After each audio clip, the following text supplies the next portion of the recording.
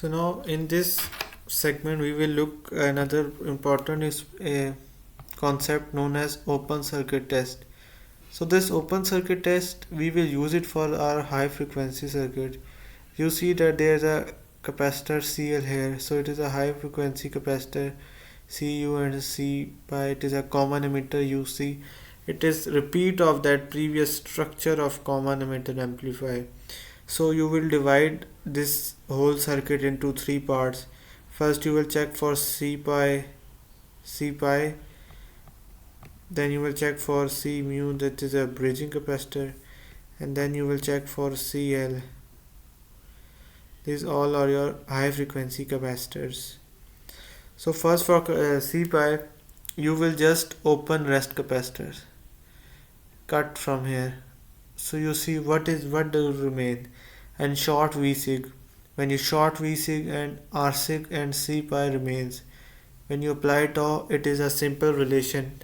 You see that they both are in series. Rsig multiply with C pi. So omega h1 will be 1 divided by tau 1, and tau 1 value is this. So it was quite easy. Now for CL, again you will open other capacitors. When you open other capacitors, this area if it diminishes, this area diminishes, this too also diminish as it is 0 here. You just remain with RL pi and CL. So again they both are in series, so you will see that their relation will be RL pi CL, and omega h2, I will say it will be 1 divided by tau 2, which is this equation. So it is quite easy till here. In CU, you will see the work gets a little bit difficult. You open all capacitors CL and C pi, so you remain with CU. Just replace CU with a Vx source. You have replaced it with a source, positive, negative. This is your Rsig, here it is your V pi. So apply KCL at this node C.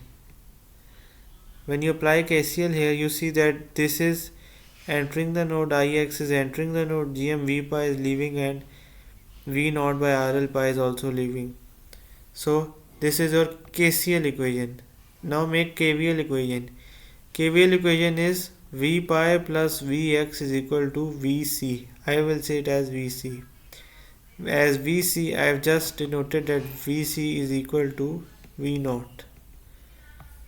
So I replace V naught value, or you say Vc value, in this area, this segment.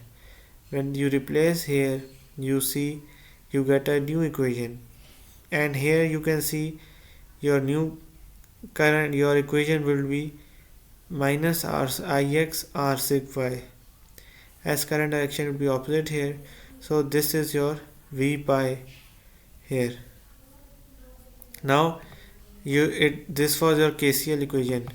I see this and this equation. So now you have opened this equation in two parts. You have V pi by RL pi and Vx by RL pi. Now consider the similar term V pi with V pi. You have considered the similar terms. Now multiply RL with RL on all sides and substitute the value of V pi. V pi was minus Ix R sig phi. So substitute this value here at V pi, and now you get this equation. Interestingly, this was your equation you get. But the work here is not finished. Now divide I by Ix on all sides. So this is your R. This is your R2 value. This is your R2 value. Or if you don't want to be confused, or you are getting confused with this, I guess, don't consider them as same term. This is different. This is your R2.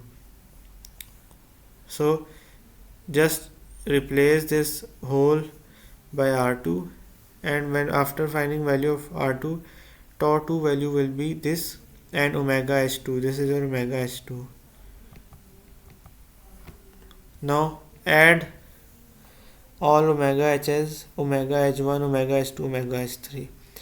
Now just add, and that's it. So it was easy. First two are very easy. CL and C pi are easy. In CU you just have to add a test source, KCL, KVL equations you have to apply. You have to do some substitution and you have to do some division, and you have to find your omega h1, omega h2, omega h3, and add all to get omega h final value. So this was the concept of open circuit on common emitter amplifier.